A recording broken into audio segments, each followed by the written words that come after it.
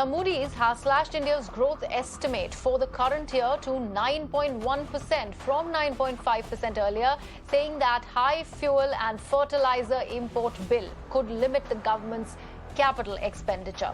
Now, Avni, government has in fact released the data saying that it is well equipped to handle all the economic pressure. But do we see it painting a rosy picture, or there is more truth on the ground?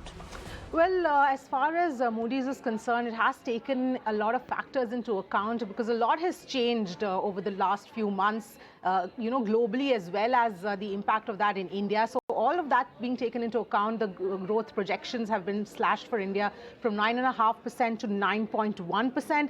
So what exactly is Moody's said?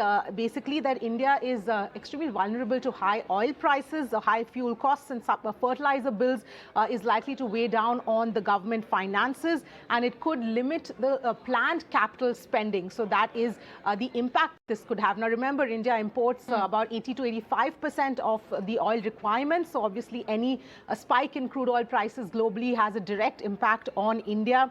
The other silver lining, if you were to call it, India is a surplus producer of grains, so agri exports will benefit in the short term due to the increase in prices. So that is with respect to India, but on a global front, a lot has altered. We are talking about spike in commodity prices, economic risks, as well as the sentiment hit due to the geopolitical scenario. So this is both the global and the Indian picture that has been put out by Moody's. All right, Avni, thank you so much for joining me with all those details there. And on that note, I'm slipping into a very short break here on Mirror.